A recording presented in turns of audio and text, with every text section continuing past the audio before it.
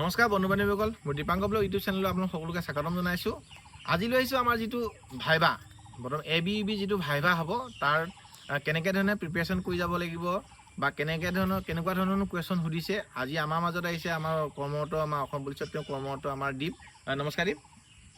যে তেওঁৰ মুখে জানিম যে তেওঁক মই কুৱেশ্যন সুধিম বা তেওঁৰ মুখে জানিম তেওঁ সুন্দৰভাৱে আপোনালোকৰ মাজলৈ দাঙি ধৰিব কি ধৰণে তেওঁ প্ৰিপেৰেশ্যন কৰিছিলে বা ভাইভাত কেনেধৰণে প্ৰিপেৰেশ্যন কৰি গৈছিলে বা ভাইভাত কেনেকুৱা ধৰণৰ কুৱেশ্যন সুধিছিলে তেওঁ কেনেকুৱা ধৰণৰ কুৱেশ্যনৰ মুখামুখি হৈছিলে আৰু কেনেধৰণে গৈছিলে সুন্দৰভাৱে কি প্ৰয়োজন হয় সুন্দৰভাৱে তেওঁৰ মুখে আজি জানিম।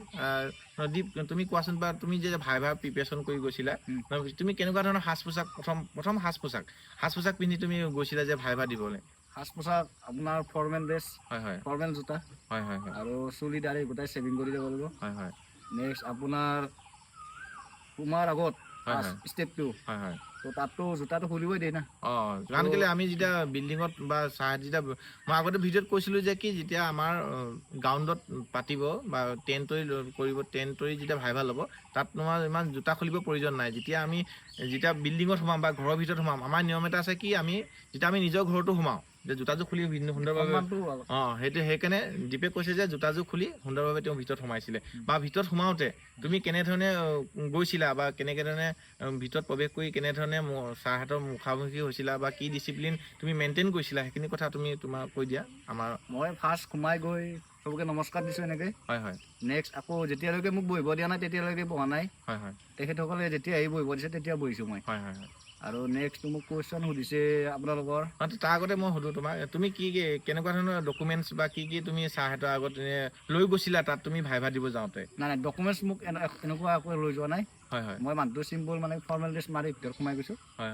ডকুমেণ্টৰ কিবা তোমাৰ যেনেকৈ আপোনাৰ আইডেণ্টি কাৰ্ড বা কিবা সেইবিলাক কি নাই আইডেণ্টি কাৰ্ড নাই। তাত এডমিট একো প্ৰয়োজন হোৱা নাছিলে? এডমিটটো মোক প্ৰয়োজন হোৱা নাই। প্ৰয়োজন হোৱা নাছিলে? বাহিৰত চেক কৰিছে। সেইটোতো তুমি তাত যেতিয়া লৈ গৈছিলা ভিতৰত প্ৰয়োজন হোৱা নাই, বাহিৰত সেইখিনি প্ৰয়োজন হৈছিলে ন? যেতিয়া ভিতৰত তোমাৰ সেইখিনি প্ৰয়োজন হোৱা নাছিলে, এতিয়া তুমি কেনেধৰণে মুখামুখি হৈছিলে কৈ দিয়াচোন। কেনেধৰণে তোমাক ছাৰসকলে কুৱেশ্যন সুধিছিলে বা তুমি কেনেধৰণে উত্তৰ দিছিলা? মই যিমান দূৰ ভাবি গৈছিলোঁ কি যিখিনি চাই গৈছিলোঁ তাৰ কি ইমান চিম্পুল কুৱেশ্যন আহিছে। মই যিটো ভাবি বনাই যে এনেকুৱা কুৱেশ্যন আহিছে।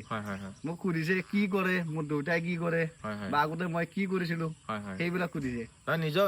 নিজৰ ঘৰৰ কথাই সুধিছে আৰু? নিজৰ ঘৰৰ কথা সুধিছে মোক। বেলেগক কি সুধিছে মই নাজানো, কিন্তু নহয় এতিয়া তোমাৰ কথাই, বেলেগকতো নালাগে। এতিয়া তোমাক কেনেকুৱা ধৰণৰ কুৱেশ্যন সুধিছিলে? মোক সুধিছে দেউতাই কি কৰে, তাৰপিছত মই কৈছোঁ কি খেতি কৰে।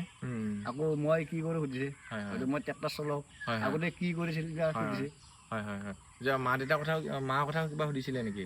মায়ে কি কৰে সুধিছে, মায়ে ঘৰতে থাকে, ঘৰত কোন আছে সুধিছে।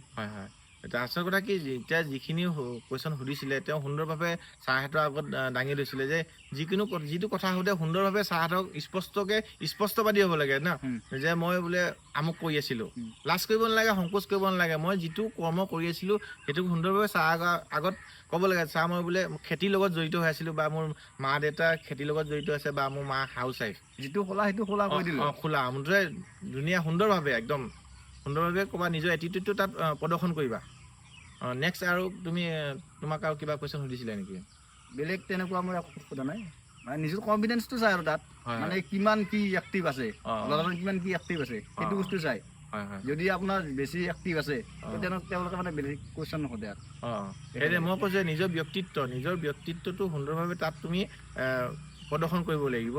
সেইকাৰণে একদম যি সাহসত যি কুৱেশ্যন সোধে আই টু আই কণ্টেক্ট কৰি, মই আগৰ ভিডিঅ'ত কৈছোঁ যে আই টু আই কণ্টেক্ট কৰি সুন্দৰভাৱে একদম সুন্দৰভাৱে বহিবা, সুন্দৰভাৱে কথা ক'বা। কথা কোৱা ধংখিনিও তাত চাই ন, তুমি কিটো সুৰত তুমি কথাবিলাক কৈছা নে?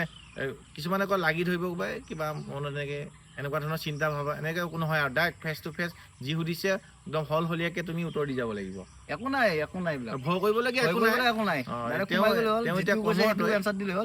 বাছ নিজৰ সন্মানখিনি দিলে হ'ল। Main thing discipline.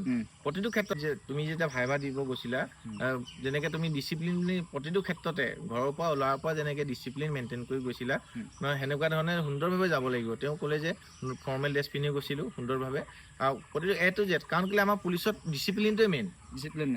বৰ্তমান তেওঁ এতিয়া কৰ্মৰত প্ৰতিটো ক্ষেত্ৰতে তেওঁ জানে যে সকলো ক্ষেত্ৰতে ৰাতিপুৱা শুই উঠাৰ পৰা সন্ধিয়া হোৱালৈকে প্ৰতিটো ক্ষেত্ৰতে ডিচিপ্লিনটোৱে বিচাৰি থাকে আমাৰ নহয় জানো দীপ এক্টিভটো চাই কিমান কি এক্টিভ ল'ৰাজন হয় হয় সেইটোৱে আজিলৈ মোৰ ভিডিঅ'টো ইমানে মই নেক্সট এজনৰ পৰা লৈ আহিম আপোনালোকৰ মাজলৈ যে তেওঁনো কেনেকুৱা ধৰণে ভাইভাত মুখামুখি হৈছিলে এনে মই এটা তোমাক সোধোতে কেইজন ছাৰ আছিলে তাত মিনিমাম আপোনাৰ 8জন 9জন আছিল 8জন 9জন মান আছিলে ন কাৰণ ভয় কৰিবলৈ একো নাই চব আমি তুমি যেনেকে তুমি ঘৰত মা দেউতা বহি আছে সেই বুলি ভাবিলে হ'ল নহয় জানো নিজৰ খালি যিকোনো তাত যিখিনি কথা সোধে ভয় ভাৱ নোহোৱাকে সুন্দৰভাৱে ক'ব লাগে সেইটোতো ফাৰ্ষ্ট টাইমটো অলপতো ভয় লাগিবই কিন্তু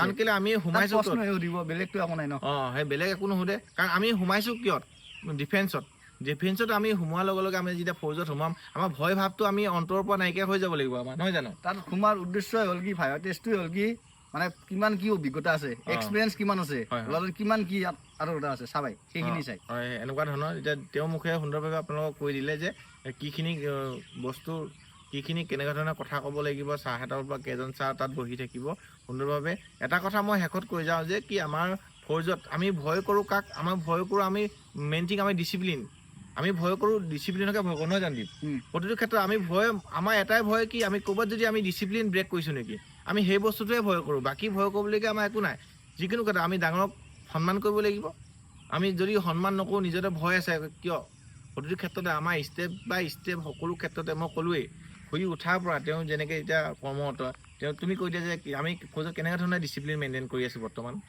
ডিচিপ্লিন আপোনাৰ ৰাতিপুৱা 4:30টাত উঠিব লাগে তাৰপিছত মুখ চুখ চেভিং দাড়ি চাড়ি কাটিব লাগে নেক্সট আপোনাৰ উঠি কিনে আকৌ পিটি টেবল এইবিলাক কৰিব লাগে উঠিব লাগে সেইটো সেই প্ৰতিটো ক্ষেত্ৰতে মই ক'লোৱে শুই উঠাৰ পৰা হোৱালৈকে সকলো কথা সকলো খোজতে আমাৰ ডিচিপ্লিনটো আমি সুন্দৰভাৱে মেইনটেইন কৰি ৰাখিব লাগে দীপ তোমালৈ ধন্যবাদ থাকিল আগত লগ পাম আৰু নেক্সট এনেকুৱা ধৰণৰ কৰ্মৰত জোৱানৰ লগত মই লৈ আহিম অনতিপলমে আজিলৈ মোৰ ভিডিঅ'টো ইমানেই আগন্তুক মই এনেকুৱা ধৰণৰ ভিডিঅ'বিলাক পাই থাকিবলৈ মোৰ চেনেলটো ছাবস্ক্ৰাইব ৰাখিব আজিলৈ ইমানেই ধন্যবাদ